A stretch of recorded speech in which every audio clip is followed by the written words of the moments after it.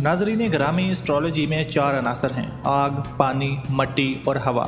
इन अनासर की अपनी अपनी खुसूसियात हैं। तमाम 12 बुर्जों को इनमें से किसी एक उनसर से मुंसलिक किया गया है। ये अनासर इनकी बुनियादी आदातों सिफ़ात का पता देते हैं। बुर्ज हमल, असद और कौस वालों का उनसर आग है। ये अफराद मुश्किलात और चैलेंजेस पर फौरी रद्द अमल देते हैं। इनको खतरात से खेलना पसंद होता है।